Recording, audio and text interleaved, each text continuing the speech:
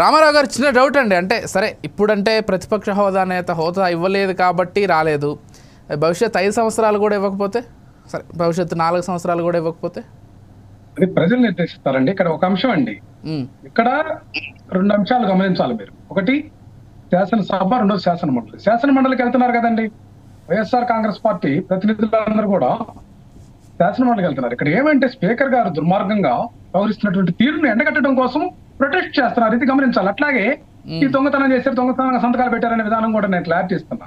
ఇక్కడ శాసనసభ అధికారులకు ప్రశ్నల రూపంలో ఆయా నియోజకవర్గాల్లో సమస్యలు కానీ రాష్ట్రంలో జరుగుతున్నటువంటి సమస్యలను శాసనసభ్యులు సమర్పించేటటువంటి అధికారం ఉంది.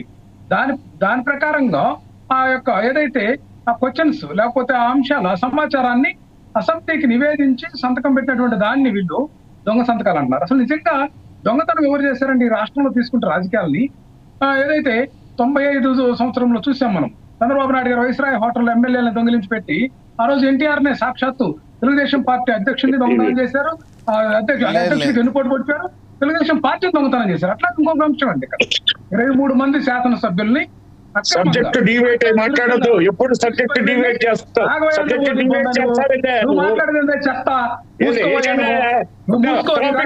లేదు లేదు రామారావు గారు, no no this is not at all fair.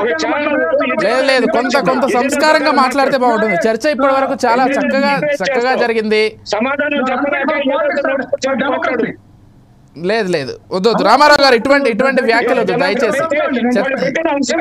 Unparliamentary language వాడినంత మాత్రాన చర్చలో పై చేయి ఉన్నట్లయితే అసలు కాదు. జగన్మోహన్ రెడ్డి గారు మాట్లాడే మాటలు వీళ్ళు వక్రీకరిస్తున్నారు. ఆ రోజు ఏంటంటే క్యాజువల్ గా ఆయన మీరు 23 మంది శాసనసభ్యులను కొనుగోలు చేశారో, ప్రలోభ పెట్టారో, భయపెట్టారో, దొంగిలించారో చేసి నలుగురిని అన్లాఫుల్ గా మంత్రి పదవులు కట్టబెట్టారు. ఏదైతే పార్టీ ఫిరాయింపుదారుల చట్టం వర్తించుద్ది ఇక్కడ రాష్ట్రాలకు, వాటన్నింటినీ కూడా పక్కన పెట్టి చంద్రబాబు నాయుడు బహిరంగంగా చేసినటువంటి ఎండగడుతూ చెప్పినటువంటి మాటల్లో భాగంగా నేను గేట్లు ఎత్తి వేస్తే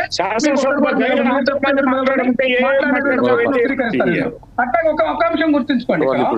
కౌన్సిల్లో బాధ్యతాయుతమైనటువంటి ప్రతిపక్షంగా వైఎస్ఆర్ కాంగ్రెస్ పార్టీ రాష్ట్ర ప్రజల కోసం ఖచ్చితంగా ప్రతి అంశాన్ని లేవనెత్తి మాట్లాడుతున్నటువంటి అంశం మనం గమనిస్తున్నాం. అది మర్చిపోతున్నారు. వీళ్ళకి బాధ ఏంటంటే బయట అంటే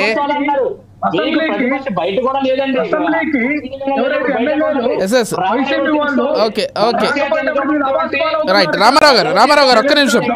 రైట్ రామారావు గారు ఒక్కసారి చందు గారితో మాట్లాడదాం. మీరు చెప్పినటువంటి అంశమే భయంతో ఇక్కడ మంగళగిరి ఆఫీసులో ఆక్సిటోసిన్ ఇంజక్షన్ పొడిచి వీళ్ళు పంపించి యొక్క చర్చ వేదికలో మాట్లాడిస్తున్నారు తప్పితే అబద్ధాలు, అన్లాఫుల్, అట్లాగే రాజ్యాంగ వ్యతిరేక, చట్ట వ్యతిరేకమైనటువంటి వ్యాఖ్యలు, మాటలు తప్పితే వీళ్ళు చట్ట పరిధిలో, ప్రజాస్వామ్య పరిధిలో వీళ్ళు మాట్లాడేటువంటి పరిస్థితి లేదని మాత్రం నేను ఖచ్చితంగా చెప్తాను. వీళ్ళు ఒకటే విధానం, వీళ్ళు చట్ట వ్యతిరేకమైనటువంటి కార్యక్రమాలకి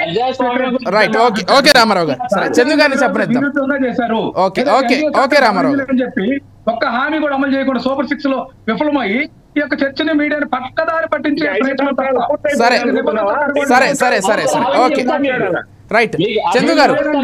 వైఎస్ఆర్ కాంగ్రెస్ పార్టీ విధానం. రామారావు గారు ఒక్క నిమిషం ప్లీజ్. ఇందాక మీరు అన్నారు ఒక విషయం అండి, 4 ఛానల్స్ ఉన్నాయి దాదాపు 9 నెలలుగా ఈ ప్రభుత్వం వచ్చిన తర్వాత. ఎందుకు మీరు ఈ ఎంఎస్ఎంఈలకి ఈ యొక్క కేబుల్ ఆపరేటర్ని నిరోధించి ప్రసారాలు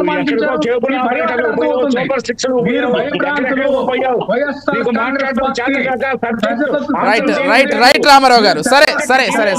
సరే టాపిక్ డీవియేషన్ వద్దు, కైండ్లీ సరే విజయభాస్కర్ గారు, సరే ఒక్కసారి చంద్ర గారు, రామారావు గారు ప్లీజ్ సరే టాపిక్ డీవియేషన్ వద్దు. చంద్ర గారు చెప్పండి. వీళ్ళకి అసెంబ్లీలో ప్రతిపక్ష హోదా లేదు, బయటకు వచ్చి ప్రజల పక్షాన మాట్లాడే అర్హత లేదు. ఏదో ఒకటి పట్టుకొని జనాల్లో ప్లకార్డులు పట్టుకొని ఒక కలెక్టరేట్ దగ్గరికి ధర్నా చేస్తే వీళ్ళ పార్టీ ఏదో ఇంకా ఉందని ప్రజలు అనుకుంటారని చెప్పి ఒక కార్డులు వేసి ప్లీజ్ పోర్ అని చెప్పని, లేకపోతే ఇది విద్యుత్ పోర్ అని చెప్పి ఏదో పట్టుకు తిరుగుతున్నారు తప్పించి ప్రజల పక్షాన్ని ఎక్కడ పోరాడు చెప్పండి. వీళ్ళ ఎమ్మెల్యేలు గెలిచిన చోట నియోజకవర్గాల్లో ఏ సమస్య మీద ఈ రోజు వరకు పనిచేశారు? ఈ 11 మంది ఎమ్మెల్యేలు ఏ నియోజకవర్గంలోనైనా పనిచేశారా? ప్రజల్లో తిరిగారా? ఈ రోజు కూటమి ప్రభుత్వంలో గెలిచినటువంటి ఎమ్మెల్యేలు ప్రతిరోజు కూడా ఉదయం వారి కార్యాలయాల్లో ఉంటున్నారు. అలాగే వారి యొక్క రోడ్ల సమస్య కానీ, లేకపోతే డ్రైనేజ్ సమస్య కానీ, స్కూల్ సమస్య కానీ, లేకపోతే ఒక పోలీస్ సిబ్బంది ఎటువంటి ఇబ్బందులు ఉన్నా సరే ప్రతి సమస్య మీద ఈ రోజు ఈ కూటమిలో గెలిచినటువంటి ఎమ్మెల్యేలు ప్రజల్లో పక్షాన తిరుగుతుంటే ప్రజల చేత ఎన్నుకోబడి ఈ ఎమ్మెల్యేలు కనీసం మనకు ప్రతిపక్ష హోదా లేదే, మనం ఈ రకంగా ప్రజలకు మంచి చేస్తే మనం నమ్ముతారని లేదు. మరి జగన్మోహన్ రెడ్డి గారు ఎలక్షన్ ముందు అక్క నా చెల్లి, నా బీసీలు, నా ఎస్సీలు అన్నారు. ఈ రోజు ఏ 11 నియోజకవర్గంలో నా బీసీలు, నా ఎస్సీలు లేరా? వాళ్ళకి సమస్యలు లేవా? వాళ్ళ సమస్య గురించి పోరాడే హక్కు వీళ్ళకి లేదా? అంటే కేవలం ఇది ఏంటంటే హోదా కావాలి, వీళ్ళకి ప్రోటోకాల్ కావాలి, వీళ్ళకి ఏంటంటే సెక్యూరిటీ కావాలి, అంతే తప్పించి ప్రజల పక్షాన మాట్లాడే చేతకాని ఈ యొక్క వైఎస్ఆర్ పార్టీ. మరి ఈ రోజు ఈయన మాట్లాడుతున్నాడంటే చాలా ప్రజాస్వామ్యం అని చెప్పి ఈ రోజు సూపర్ సిక్స్ పథకాలు అమలు జరుగుతున్నాయి. ఎన్ని జరుగుతున్నాయి? కంగారు పడకండి, 5 సంవత్సరాలు జరుగుతున్నాయి. బడ్జెట్ లో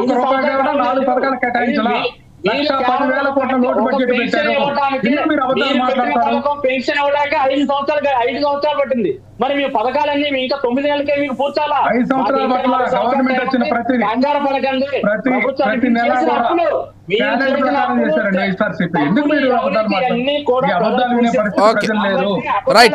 అబద్ధాలని గద్దెనెక్కింది మీరు. ఈ రోజు మీరు చేసిన అప్పులన్నీ కూడా ఉన్నాయి కాబట్టి అవన్నీ చూసుకొని మీరు కేవలం సంక్షేమం చేశారు.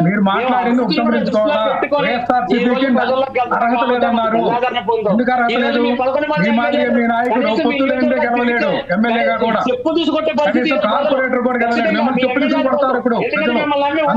చెప్పి కనీసం మీ 11 మంది ఎమ్మెల్యేలు ధైర్యంగా తిరగలేని పరిస్థితి.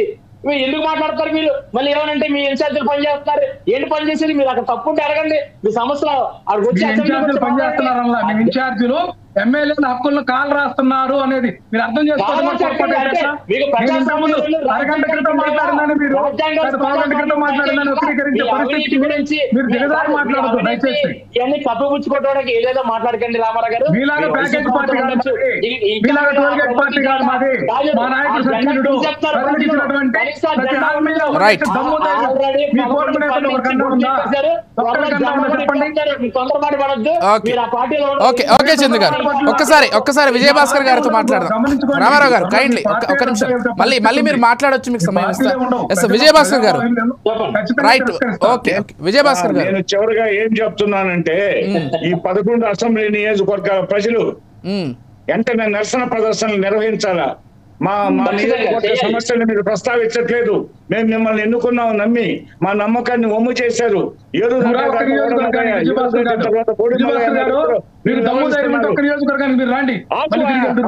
రామారావు గారు వారు చెప్పనివ్వండి పూర్తిగా.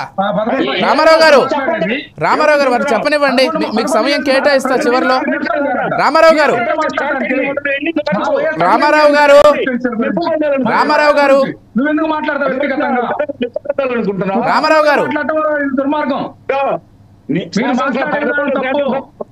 తప్పేముందండి? ఇప్పుడు రాజ్యాంగం రాసుకొని మీరు ఎక్కడ నివసిస్తున్నారు మీ దగ్గర పెట్టుకోండి, మీ ఇంట్లో పెట్టుకోండి. మీ రాజ్యాంగం అమలు రైట్. రామారావు గారు దయచేసి విజయభాస్కర్ గారిని మాట్లాడివ్వండి. క్రాస్ టాక్ చేస్తే ప్రజలకు ఏది అర్థం కాదు. విజయభాస్కర్ గారు మీరు కంక్లూడ్ చేయండి. రామారావు గారు మీకు సమయం ఇస్తే ఒక్క నిమిషం ఆగండి ప్లీజ్. రామారావు గారు ప్లీజ్ ఒక నిమిషం ఆగండి, వారిని చెప్పనివ్వండి పూర్తిగా. నియోజకవర్గాలు ప్రజలు ఎన్నుకున్నారు వాళ్ళ 11 మందిని. వారు విధి నిర్వహణలో విఫలమవుతున్నారు. కాబట్టి వెంటనే అక్కడ శాసనసభ నియోజకవర్గాల్లో ఉండే ప్రజలంతా కలిసి మూకుమ్మడిగా అసమ్మతి తెలియజేస్తూ నిరసన ప్రదర్శన చేసి వాళ్ళకి తగిన బుద్ధి చెప్పాలి. ఒకటి. రెండోది వచ్చేసి స్పీకరు రాష్ట్ర ప్రభుత్వం ఆలోచించి వారి జీతభత్యాలు కట్ చేయాలా.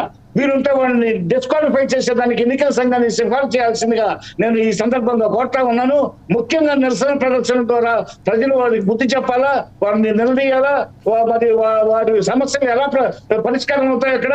అదేవిధంగా శాసన నిర్మాణంలో పాల్గొనడం లేదు, స్థానిక సమస్యల పరిష్కారంలో పాల్గొనడం లేదు. కాబట్టి ప్రజలు వారిని నిలదీయాల్సిందిగా మేము పిలిపిస్తున్నాం. అదేవిధంగా వారిని డిస్క్వాలిఫై సంఘం, రాష్ట్ర ప్రభుత్వం, శాసనసభాపతి మీరంతా ఆలోచించాలని చెప్పి మీ 4 సైడ్స్ ఛానల్ ద్వారా మేము విజ్ఞప్తి చేస్తున్నాం. రైట్. రామారావు గారు, నేను ఇందాక కూడా ఒక క్వశ్చన్ అడిగాను, ఇప్పుడు కూడా అదే అడుగుతున్నాను. ప్రతిపక్ష నేత హోదా మొత్తం 4 సంవత్సరాలు, రాబోయే 4 సంవత్సరాలు కూడా ఇవ్వకపోతే మరి గైర్ హాజరు ఇదే కొనసాగుతుందా? అంటే ప్రజలు నిర్ణయిస్తా అన్నారు. ప్రజలు కాదు నిర్ణయించాల్సింది, మీ పార్టీ అధినేత నిర్ణయం ప్రకారమే కదా ఇప్పుడు ఎమ్మెల్యేలు హాజరు కాంది. అది కాదు కదా సమాధానం. మీరు చెప్పండి, దీనికి రాబోతున్నారా లేదా? Straight question. 5 సంవత్సరాల్లో కూడా మీరు ఇదే పరిస్థితి, ఇదే రిజల్ట్ వస్తే ప్రతిపక్ష హోదా లేకపోతే మీ పరిస్థితి ఏంటన్నారు? దాన్ని ప్రజలు నిర్ణయిస్తారని చెప్పిన నేనేమో దాన్ని కాదు. సభ్యులు హాజరవుతారా లేదా అని అడుగుతున్నా. ఒక్క అంశం అండి, అది రాజకీయ పార్టీ నిర్ణయం అండి. రాజకీయ పార్టీ వ్యూహాత్మకమైనటువంటి నిర్ణయాలు తీసుకుంటుంది. ఇప్పుడు ఒక లేఖ రాసి ప్రొటెస్ట్ చేసాము, దీన్ని మేము కోర్టులో ఛాలెంజ్ చేస్తున్నాం. ఈ లేఖ మీద ఆన్సర్ చేయాల్సినటువంటి నైతిక బాధ్యత ఉంది. తప్పించుకొని తిరుగుతున్నటువంటి ఏదైతే ఏనుపాత్రుడు అదే అడుగుతున్నాం, మీ ప్లాన్ ఆఫ్ యాక్షన్ ఏంటని. ప్లాన్ ఆఫ్ యాక్షన్ ఖచ్చితంగా మా యొక్క అధినాయకుడు, మా ప్రజానాయకుడు జగన్మోహన్ రెడ్డి గారి నిర్ణయం తీసుకుంటాం దీని మీద. దీన్ని మొత్తం కూడా ఏదైతే మాకుండేటటువంటి పొలిటికల్ అడ్వైజరీ కమిటీ నిర్ణయాత్మకంగా వ్యవహరిస్తుందండి. ఆ అడ్వైజరీ కమిటీ సూచనల సలహాల మేరకు పార్టీ నిర్ణయాలు తీసుకుంటుంది. ఏ రోజు సమావేశంలో తీసుకునేటువంటి రెక్టిఫికేషన్ డెసిషన్స్ ఉంటాయి. మనం అనుకున్నట్లు ఉండదు కదా, లేకపోతే మనం ఊహించినట్లు ఉండదు, మనం కళ్ళ కట్టినట్టు మనం ఏదైతే పగటి కళ్ళ కంటాం ఆ విధంగా ఉండదు రాజకీయ పార్టీ డెసిషన్. ఇక్కడ ఈ అప్డేట్ వర్షన్ గా ఏదైనా సరే నిర్ణయాలు జరుగుతూ ఉంటాయి. ఈ అడ్వైజరీ కమిటీ, అడ్వైజరీ బోర్డు సూచనల సలహాల మేరకు వైఎస్ఆర్ కాంగ్రెస్ పార్టీ నడుచుకునేటటువంటి విధానం ఉంటుంది. Okay, right. చందు గారు, ఫైనల్గా ఏం చెప్తారు ఆ గైర్హాజరుకి సంబంధించి? మరి ఏదైనా మీ పార్టీ తరపు నుంచి కావచ్చు, లేకపోతే ఇప్పుడు విజయభాస్కర్ గారు కూడా ఒకటి ప్రస్తావించారు, ఆయా నియోజకవర్గాల్లో ఖచ్చితంగా నిరసనలు చేయాల్సినటువంటి అవసరం కూడా ఉంది. మీరేం చెప్తారు దానికి సంబంధించి? విజయభాస్కర్ గారు చెప్పినట్టు ఖచ్చితంగా ముందుగా వీళ్ళ జీత పద్ధతులు అనేది కట్ చేయాలి. ఎందుకంటే ప్రజల సొమ్మండది, ప్రజల పన్నుల రూపంలో కట్టి ఈ రోజు ప్రభుత్వ అధికారులకు కానీ ఈ యొక్క మన ప్రజా సంస్థల ప్రజాప్రతినిధులకు కానీ ఇస్తున్నారు జీతాలంటే అది ప్రజల సొమ్ము. మరి ప్రజల సొమ్ము వృధా అవుతున్నప్పుడు ఖచ్చితంగా స్పీకర్ గారు దీని మీద తక్షణమే నిర్ణయం తీసుకొని వారి యొక్క జీత పద్యాలు రద్దు చేసి, అలాగే ఎవరైతే ఇప్పుడు 11 నియోజకవర్గాలు ప్రజలు ఉన్నారో, నాకు ఇంకో డౌట్ వచ్చిందండి. ఎందుకంటే ఈ ప్రజా సమస్యలు అన్నగారు చెప్పినట్టు, భాస్కర్ అన్నగారు చెప్పినట్టు వీళ్ళు నిరసన తెలియజేసినా కనీసం నిరసన తెలియజేస్తున్నారో చూడటం కూడా ఆ యొక్క నియోజకవర్గాలు ఎమ్మెల్యేలు ఉండలేని పరిస్థితి. ఎందుకంటే ఈయన చెప్తున్నాడు కదా రామారావు గారు ప్రజానాయకుడు అని, ఆ ప్రజానాయకుడు అన్న పదానికి మచ్చటేస్తున్నట్టున్నారు. ప్రజానాయకుడు అంటే ప్రజల కోసం, ప్రజల చేత ఎన్నుకోబడినటువంటి నాయకులు ప్రజల కోసం పనిచేయాలి, అంతేగాని చిన్నపిల్లల్లాగా మారం చేస్తూ ప్రజా